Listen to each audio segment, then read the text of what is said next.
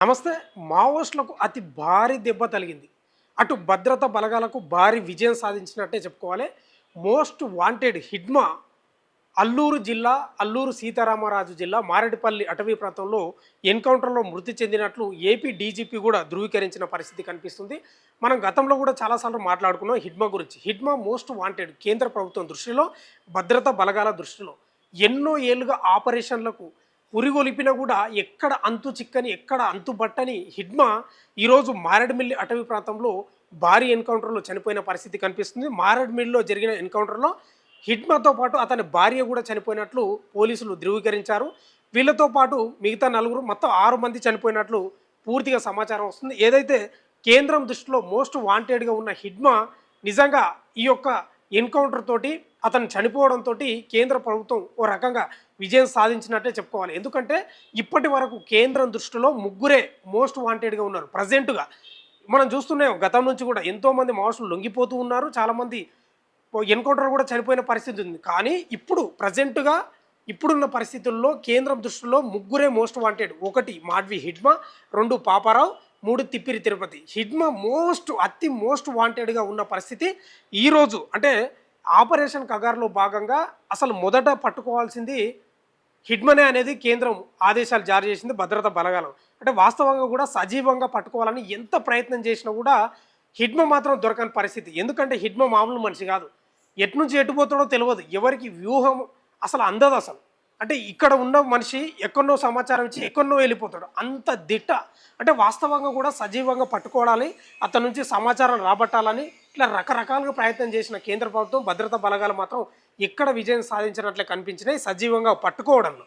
కానీ ఎన్కౌంటర్లు మాత్రం చంపేసిన పరిస్థితి కనిపిస్తుంది. ఎందుకంటే అసలు సజీవంగా పట్టుకోవడానికి అసలు దొరికే పరిస్థితి లేదు. ఖచ్చితంగా ఎన్కౌంటర్ చేయాల్సిందే అని పోలీసులు కూడా నిర్ధారించుకొని ఎన్కౌంటర్ చేసిన పరిస్థితి కనిపిస్తుంది. గతంలో ఒక మాట అన్నాడు హిడ్మా కూడా, నేను భద్రతా బలగాలకు లేదా కేంద్ర ప్రభుత్వానికి దొరికే పరిస్థితి ఉండదు. ఒకవేళ నేను దొరికే పరిస్థితి వస్తే నా గన్నుతోటి నేనే కాల్చుకొని చంపుతా కానీ నేను దొరకనని సవాలు కూడా విసిన పరిస్థితి కనిపిస్తుంది.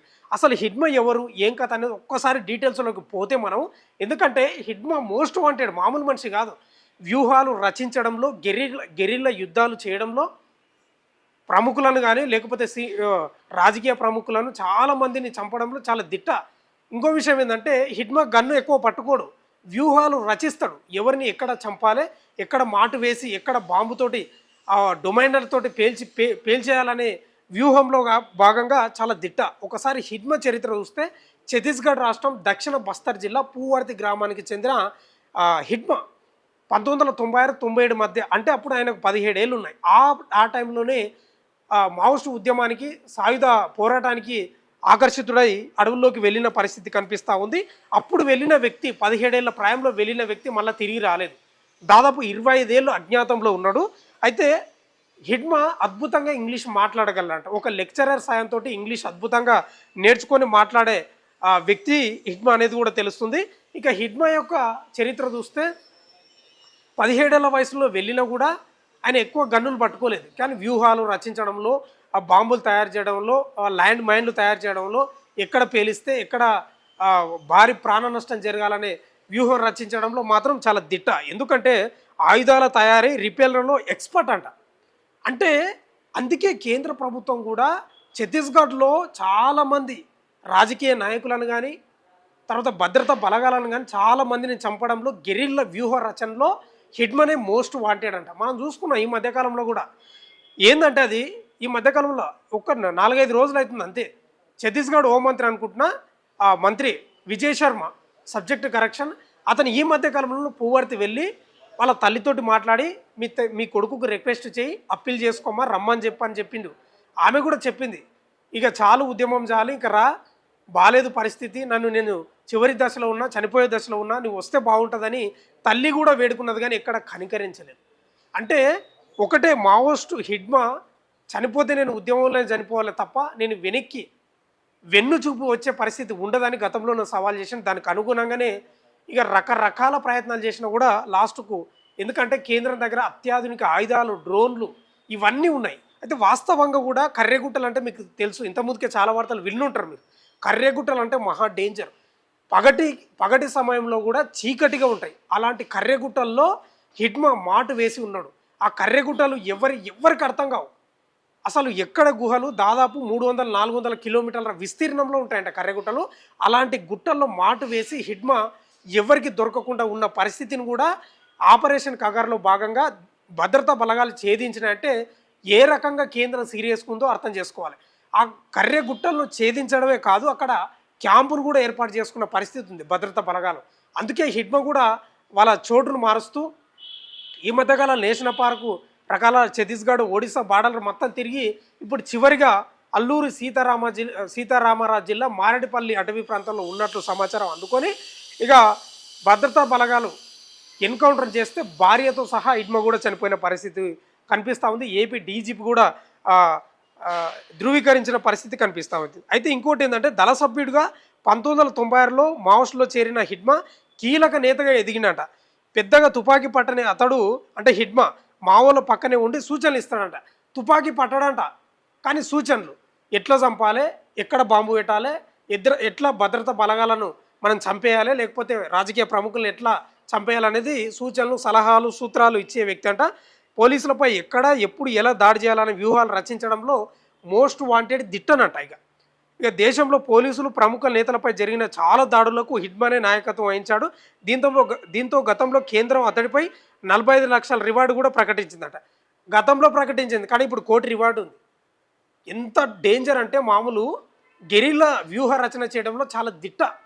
అంటే పూవర్తి ఉందా, దక్షిణ బస్తర్ జిల్లా పూవర్తి ఉందా, ఆ చుట్టూ గిరిజన గ్రామాలు కానీ కొన్ని కిలోమీటర్ల పరిధిలో మనకు దేశవ్యాప్తంగా రాజ్యాంగం అమలు అవుతుంది, కానీ ఆ పరిధిలో హిడ్మా రాజ్యాంగం అమలు అవుతుంది. హిడ్మా చెప్పిందే వేదం, చెప్పిందే మంత్రం. ఆయన కూర్చోమంటే కూర్చోవాలా, లేవంటే లేవాలా. ఆ చుట్టుపక్కల పూవర్తి ఆ బస్తర్ ప్రాంతం అంతా హిడ్మా రాజ్యాంగం నడిచేది. అసలు అక్కడ రాజ్యాంగం భారత రాజ్యాంగం అనే నడవదు, ఈయన చెప్పిందే వేదం. అట్లా ఆ స్థాయిలో నడిపిన హిడ్మా ఈరోజు ఎన్కౌంటర్లు చనిపోవడంతో మావోస్టులకు భారీ దెబ్బనే, భద్రతా బలగాలకు భారీ విజయం అనే చెప్పుకోవాలి.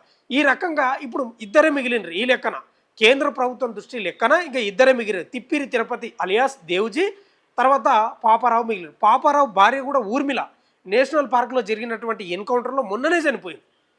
అంటే ఓ రకంగా ఎన్నో ఆపరేషన్లు జరిగినాయి మావోస్టుల పైన, కానీ ఈ స్థాయిలో మాత్రం జరగలేదు.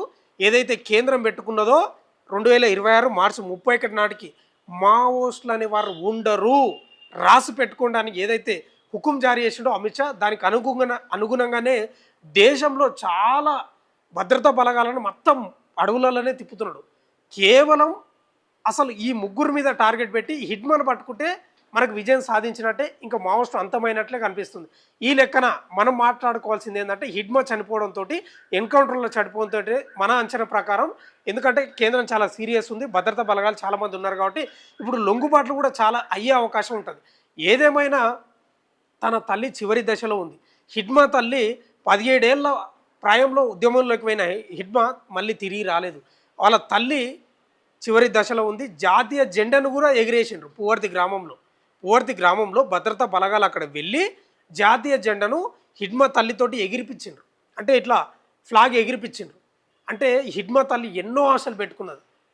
చిన్న ఏజ్లో అడవుల బాట పట్టిండు. కనీసం నేను చనిపోయే క్రమంలో ఆయన ముఖమన్నా చూద్దామంటే నన్ను వచ్చేటట్టు లేడని చాలా అప్పీల్ చేసింది. మొన్ననే మీరు చూడండి వీడియో. ఇక హిడ్మా తల్లి ఆశలు నెరవేరలేదనే చెప్పుకోవాలి. ఏదేమైనా మావోస్టులకు భారీ దెబ్బ, భద్రతా బలగాలకు భారీ విజయము. ఓ రకంగా చెప్పుకోవాలంటే మావోస్టు పార్టీ అనే ఒక పెద్ద మహావృక్షం ఒక రకంగా వేళ్ళతో సహా పెకిలించి వేయబడుతుంది అనేది అనడంలో సందేహం లేదని స్పష్టంగా కనిపిస్తూ ఉంది.